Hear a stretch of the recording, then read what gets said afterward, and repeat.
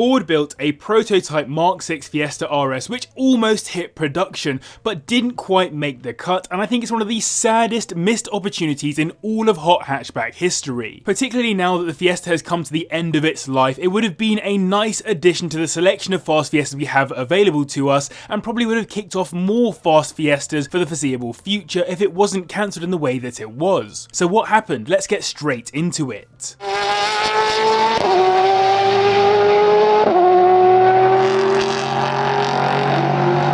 A quick reminder, by the way, if you're new here and or you want to support the channel for free, hit subscribe for 2 videos every single week, hit the like button and let me know your thoughts on the Fiesta RS in the comments down below. Also, stick around for a surprise at the end of the video. That's all you need to know for now. At the 2002 Birmingham Motor Show here in the UK, Ford unveiled this, the Ford RallyeConcept, which came from a collaboration between Ford Rally Sport, who are responsible for Ford's actual competition rally cars, and Ford Design Europe, who, funnily enough, designed many Fords.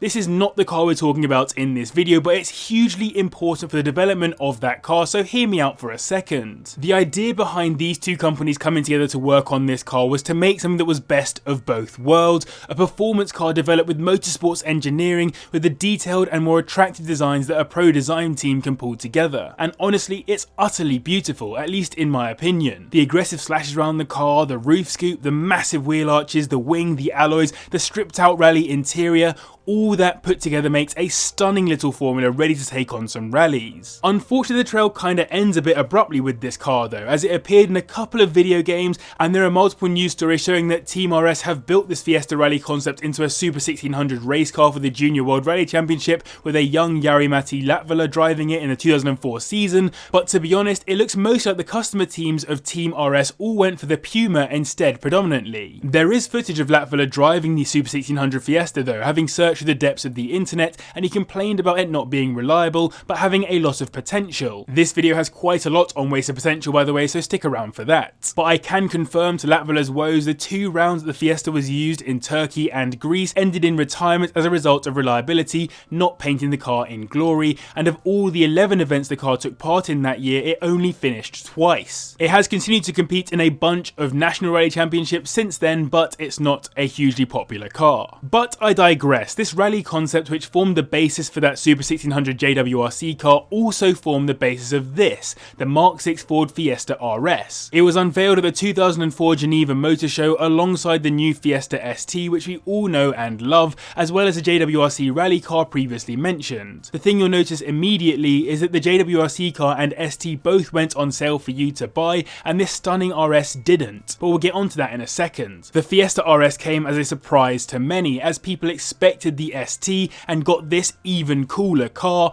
which came as a result of the hype around the RallyeConcept. Jost Capito, who is a very well known name if you are into F1, and also the guy behind the Focus RS that preceded this, was the Team RS director at the time and fully showed Ford's intentions to create a production version, saying in the press release that the car would be released within 2 years of the program being approved, and that the car wouldn't be fully finalised until potential customers had given their feedback. Capito literally said, "We're fully aware of the performance expectations for this type of vehicle and what our RS customers expect. As we look to fine tune the concept, we'll make sure we don't disappoint them." Ford Europe's VP for product development went on to say, "By revealing 3 Fiesta performance models simultaneously, we're showing how serious we are." So clearly the intention was at the time to build this incredible car, which I'll get onto more of in a bit. But let's actually talk about the car for a moment. The idea behind the RS badge is to make cars that are more extreme, motorsport inspired performance cars for the enthusiast, again according to the press release. That's why the Fiesta RS concept had the incredibly wide maxi style body kit reminiscent of that RallyeConcept,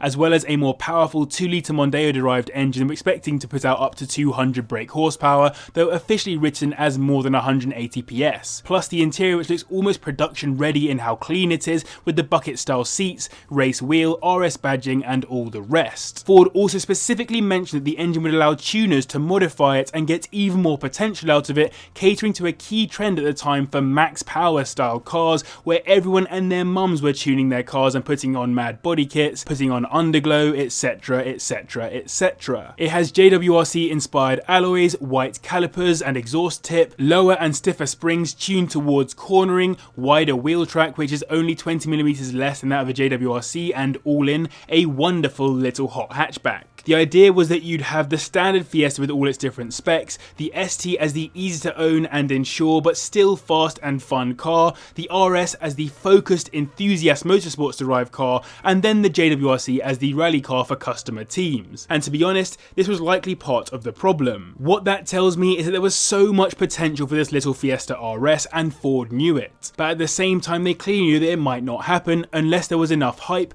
hence Johannes Capito said if we go ahead and produce the Fiesta RS concept, it would join the new Fiesta ST to demonstrate how two distinct Ford performance brands can complement our mainstream models. Imagine the last 20 years of Fiestas if the RS had come to exist. We would have likely had RS models of all the following generations to match up against the Focus RSs, and fast Ford lovers would have a whole host of different Fords to own and love. And the car got a great reception, hence there are plenty of pics of it online at the Geneva Motor Show and a bunch of forums that were all over it. Interest and hype definitely didn't kill the RS. But it still wasn't to be. In January 2005, not long after the car arrived, Ford announced that the development had ceased, as they couldn't make a sound business case for the car to exist. That piece Capito said about having two distinct Ford performance brands just wasn't going to fly with Ford execs, which is fair enough as it is an enthusiast car, and most people aren't car enthusiasts in the way I'm sure many people watching this video are. It all comes down to shareholders at the end of the day, and looking at how the Mark I Focus RS had lost around £4,500 per car produced, execs were not willing to sign off on the Fiesta RS, which they said needed to be more than just a halo car in the context of the Ford brand struggling financially globally at the time. With Team RS also being a relatively new brand, Ford said they wanted it to walk before it ran and prove its viability more slowly. Capito came out too and said, "I don't want to be seen as a man who loses money," so a second car under his development that wasn't going to make money for the brand wasn't worth the investment by Ford. What's worse is that Ford admitted that the RS was a major mistake on their part. By releasing it to the public to see at Geneva and Birmingham before that, they whetted the appetite of people in the market for little hot hatches, and it completely overshadowed the ST. This meant that potential buyers were less turned on by the ST than they could have been if they didn't know what they could have had with the RS. It disappointed these people too,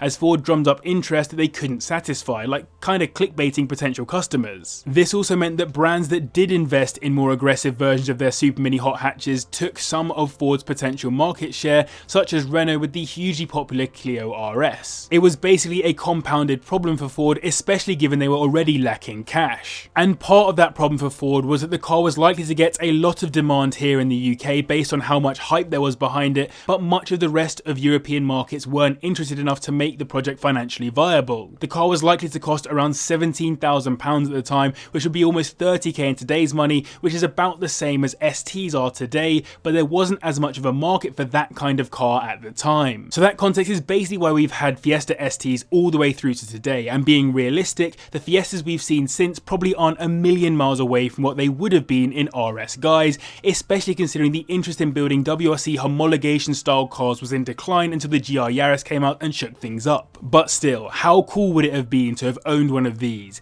A proper little fast Ford. Massive thanks to the patrons as always for their support. Hit like and subscribe if you're new here, and I promised you a surprise at the end of the video, which is this: hidden photos of the Opel Corsa OPC I mentioned in a video a couple of weeks ago, of which there are actually only a few photos of online. These were sent across by one of you lovely subscribers, so thank you very much for that, and if you haven't watched that video, click here to see exactly what I'm on about.